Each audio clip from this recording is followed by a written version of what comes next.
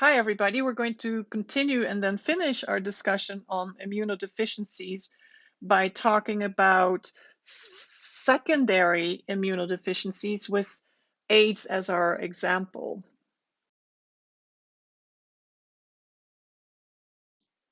Remember that so far we've discussed the primary immunodeficiencies, which can either be inherited or they're due to a mutation in genes, as in a new mutation, right? On the other hand, secondary immunodeficiencies are acquired throughout life. It could be due to some kind of an infection, environmental factors. There are various reasons for why this might happen.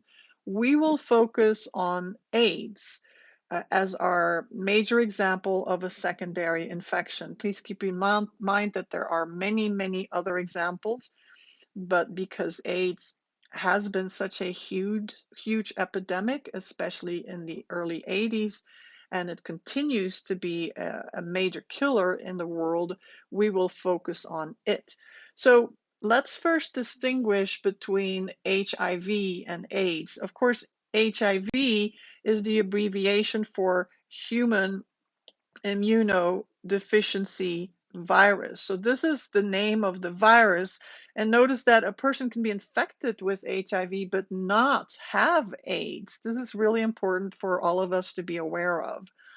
Um, because AIDS is actually the syndrome, let me continue to use a color here, the syndrome, acquired immune deficiency syndrome. Remember, we're still talking immunodeficiencies that results from an HIV infection with major consequences, such as, uh, you know, both B and T cells not functioning properly that lead to many opportunistic infections, very characteristic for AIDS, and then even cancers.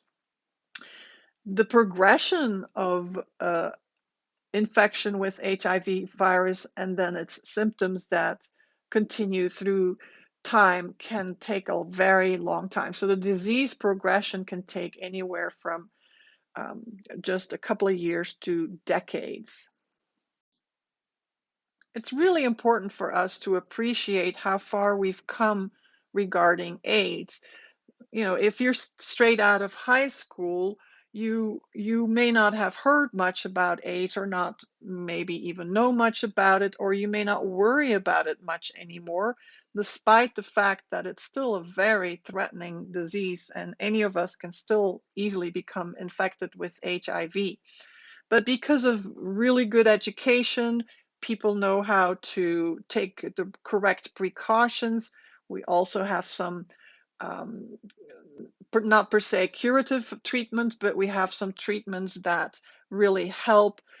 We have seen that the um, the deaths that result from AIDS have dropped drastically. But again, HIV is not going away, and it's easily transmissible if we don't pay good attention to how it is transmitted, and if we therefore do not take the proper precautions. And I'm saying this because many of you are still young, you're very sexually active. HIV is still very much out there. So use precautions, use protection when you have sex with somebody. So let's take a look at what the risk factors are. And I've given you the statistics from the CDC here. Not that you have to memorize all of this, but some of you might be very interested in this because you might belong to one of these um, categories of individuals, anywhere from being heterosexual to gay to perhaps Black versus Hispanic, women versus male, etc., etc. But what you need to take home with you and remember is that gay and bisexual men are still the most affected by HIV. So that's one take home message. And here's the other big one. We see that the number of new HIV diagnoses is the highest in people, young people between 25 and 34. which is the time when people tend to be, of course, sexually very active and might be switching partners a lot. So take a look. Also, that also recognize it's quite high still in very young people that are younger than 24. Again, if you are young, you need to pay attention to these numbers. So here we are living in an area of COVID, but not too long ago, HIV was very much on people's minds, and it really still should be because it's so contagious if we are not educating ourselves about how it is transmitted. So I'm hoping that as a healthcare professional down the road, that you will also function as educators of your patients. So HIV can be transmitted in three different main ways. One is via sex, so let's talk about this. And this can be just via the semen of a male or the vaginal and cervical secretion. So it doesn't even per se mean that a person has to have the traditional form of intercourse. We can also see it being transmitted via oral sex, particularly if a person has little ulcers and bleeding gums, or is already infected with some kind of an STD that makes that person more prone to being able to pass on HIV. Notice too that the transmission from female to male is less efficient, meaning it occurs, the chances of it occurring are slimmer. And of course, HIV can also be transmitted via blood, whether it's via an open wound or um, a, a drug abuser is sharing his or her needle with another person and passes on the virus that way. There was a time that blood transfusions were not checked for the presence of HIV. That is now done automatically. So that's why it says before 1985. And then on occasion, it can still happen that a person, a healthcare provider, gets poked accidentally by a needle that was used on a patient with HIV. So the third way of transmission is by mom passing it on to her baby that she's pregnant with, or gives birth to. So the transfer or the transmission can occur while the baby is still in the mother's womb through the placenta, or it can happen during birth when there's a mixing of the blood of both mom and the baby, or it could be happening through the vaginal secretions of mom. And then finally, it can occur after birth still via breastfeeding. So these are three important things to bear in mind for a mom who is HIV positive. Of course, part of education is also to inform your patients of how HIV is not transmitted. And one of the things we all had to learn during the AIDS epidemic is that HIV is not easily going to be transmitted on surfaces because the virus really just doesn't live long on surfaces outside of the body. As a matter of fact, HIV cannot reproduce outside of a human host. So therefore, it's perfectly safe to be in the same room with a person who has HIV. You can hug them, that you can shake their hands. There's no mm, serious transmission with the help of tears or saliva. You can share their dishes, even mosquito bites or any other bites that might for of animals that suck blood from one person and then bite another person. Uh, there's no uh, data suggesting that the virus can easily be passed on at all. All right, so now that we have a clear picture of how HIV is transmitted and how it is not transmitted, we can now finally start looking at the virus itself and how it is so successful in its infection. So, like I said, AIDS was not known at all until the 1980s when especially gay men started to show with all of these very intense symptoms that we will describe later on. And the virus, therefore, wasn't known, the HIV virus, until the 1980s. So we call it a retrovirus because it only contains RNA, and it's going to depend on an enzyme that is called reverse transcriptase to then eventually make DNA once it's inside of the host cell. So the virus itself only has RNA. So we call it a retrovirus. Not all viruses, by the way, are retroviruses by any means. For instance, the SARS-CoV-2 virus that is responsible for COVID is not a retrovirus. Um, it's also a DNA virus, not an RNA virus. As we already mentioned, HIV cannot replicate outside of a living host cell.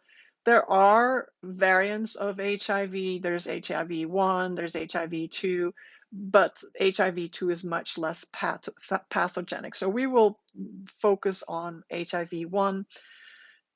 What does HIV infect? Well, it goes after our cells, but specifically it goes after cells that carry a CD4 receptor. Now, yes, we often refer to Th cells as CD4 or CD4 plus cells to identify them, but keep in mind that there are other cells that carry the CD4 receptor, particularly your macrophages and your dendritic cells. And remember, dendritic cells do include a number of cells. For instance, your Langerhans cells are dendritic cells, or your microglia are also dendritic cells. So CD4 cells are not just T helper cells. Keep that in mind. More than likely, this particular virus developed or jumped over, I should say, from an ape. So here we see a nice picture of the anatomy of an HIV or the human immunodeficiency virus, and it's quite small. You know, you looked at red blood cells under a microscope, I'm sure in the past, with just a compound microscope, which really doesn't magnify that much. And red blood cells are between 7 to 8 micrometers. So this virus is 60 times smaller, if not more. So it is tiny. And all viruses have more or less the same composition with some variability. So we see the typical envelope, and I'm just sort of I'm just pointing sort of in general. We will look at these components in more detail in just a moment. We'll also see a matrix that sits deeper to the envelope. Then we're going to see that the viral genome, remember that's only made up of RNA, which is this little black line that's inside of this bigger green S. That bigger green S is a protective protein capsid called the nucleocapsid. So let's take a closer look at each one of these. So let's first focus on the viral envelope, and it's made up of both phospholipids and proteins. That sounds familiar, right? Because our cells also are made up of phospholipids and proteins. What's interesting, though, is that when HIV makes it into our host cells and it begins to make more of itself, it uses our phospholipids in our cell membrane to make more of itself. That's what makes it so successful. Same with the proteins, it steals those from us as well. Now, when you take a look at the envelope, then you can assume that these are proteins. These little, they almost look like little tulips, right? The flower head with a bit of a stem. And so we call the little flower head looking things GP120. The GP stands for glycoprotein. So we refer to it as a docking protein because it literally docks into a receptor, the CD4 receptor, of a CD4 cell. So that's why we call it that. So it's going to bind to the CD4 receptor of a host cell. Again, it could be a dendritic cell, a macrophage, or a Th cell. those are the most common CD4 cells that we will talk about. Um, and we're not going to worry so much about some of the other proteins, like the stem is made up by what's called GP41.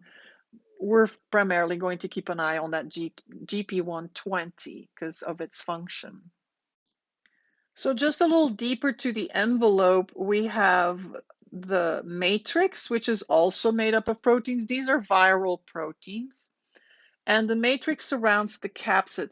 I think I forgot to mention that on the previous slide, so you may want to add that. The capsid is not the same thing as the nucleocapsid, which is this green thing here. All right.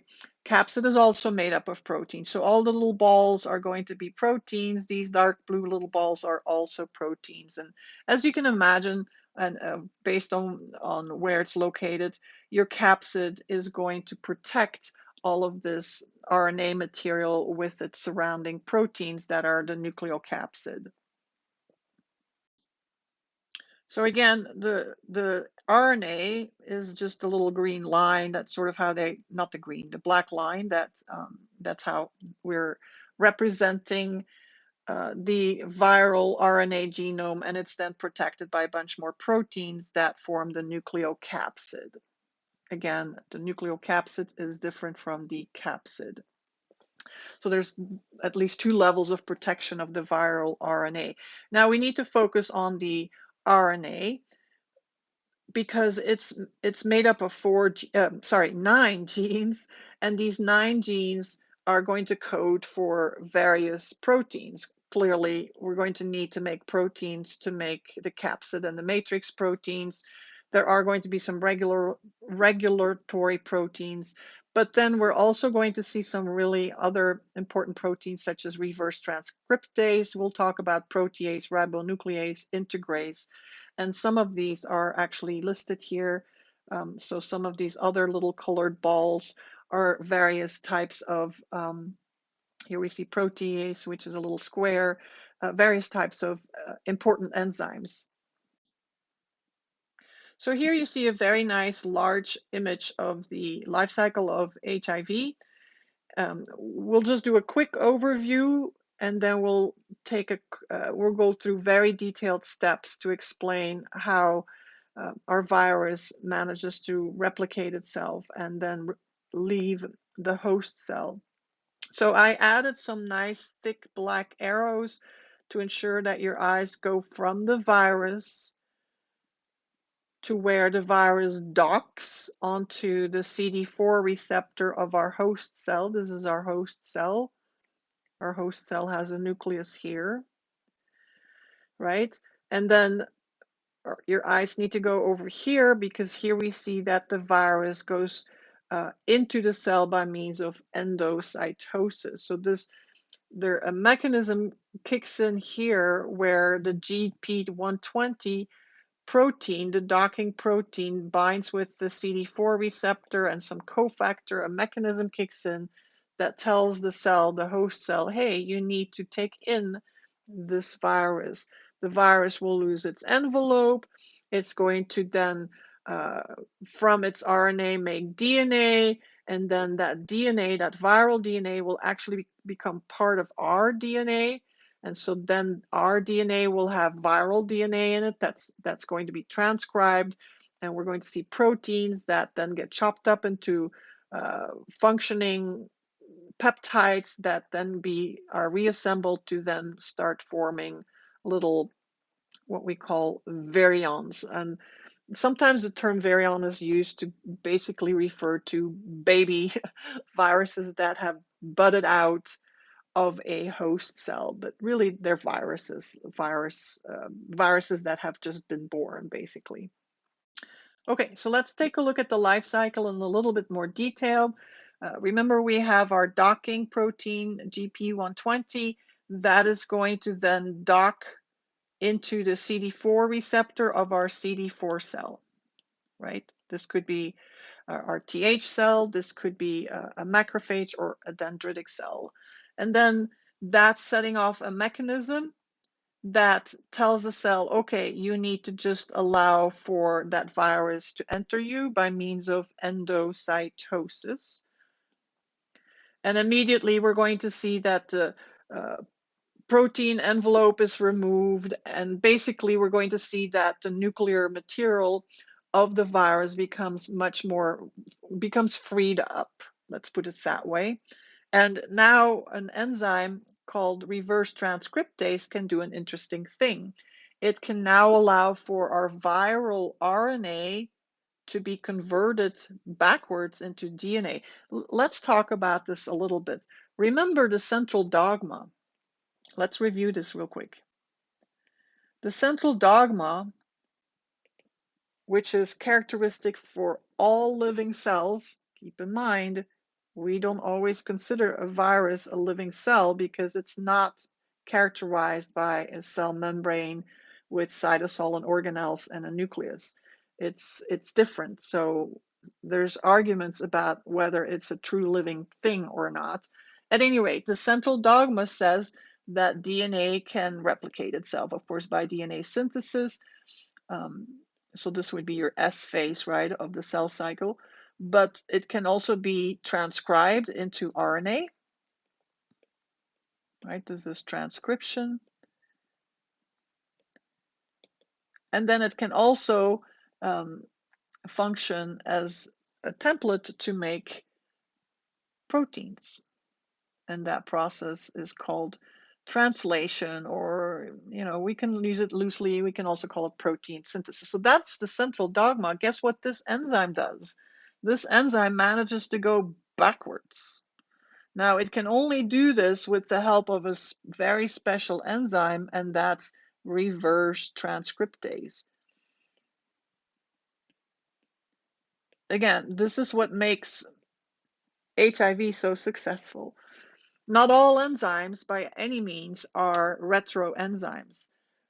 HIV is. By the way, the coronavirus that causes COVID is not a retrovirus, so it cannot cause RNA to go backwards to DNA, which is why the RNA vaccinations are perfectly safe.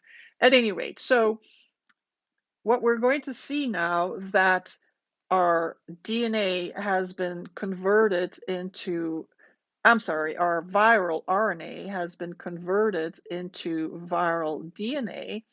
That viral DNA is now able to sneak in through the nuclear pores into the nucleus. And guess what's in the nucleus? In the nucleus is the host cell's DNA, right? Well, the virus's DNA, with the help of another protein called integrase, which is this little yellow thingy. You might have wondered what that is. With the help of that enzyme, the viral DNA now just plants itself, integrates itself into our DNA. Our DNA is now full of viral DNA. And of course, our DNA, with the help of our enzymes, does what? It goes through the central dogma. So our DNA is going to transcribe and go through translation and spits out the proteins that our host cell needs, of course. But what else does it spit out? It's going to spit out the proteins that the virus needs, because the viral DNA is being transcribed and also translated. And so some of these viral proteins are going to continue functioning as viral proteins, whether it's reverse transcriptase, where is it? Somewhere in here, whether it's integrase, whether it's even some of the other enzymes that take care of the life cycle of the virus. And then a whole bunch of them are going to become part of the envelope and the matrix of the virus, or new virus particles, I should say. So we're not quite done yet. So we've produced proteins, but that they now need to be rearranged and cleaved and basically manipulated into smaller things with things attached to them so that they can actually become part of new virus particles. And that's where yet another protein plays a role, or enzyme plays a role. Of course, enzymes are proteins, and that's called protease. So that is happening right here where it says proteolysis, the splitting of proteins. So new virus particles, sometimes they're called virions. You might see that word. I've mentioned it before, are assembled, and then just by means of exocytosis, we're going to see that our virus particles are formed. And notice that they take along some of our cell membrane. What happens to the host cell? Unfortunately, the host cell often dies by means of apoptosis. And here you see a nice image of virions beginning to bud from the cell surface. And here we see all these little green little virions that have managed to be born, I guess we could say. So now that we have a better understanding of how HIV is transmitted and what the enzyme looks like and how it uses all of its components to make more of itself inside of a host cell, um, let's take a look at how it actually impacts the patient.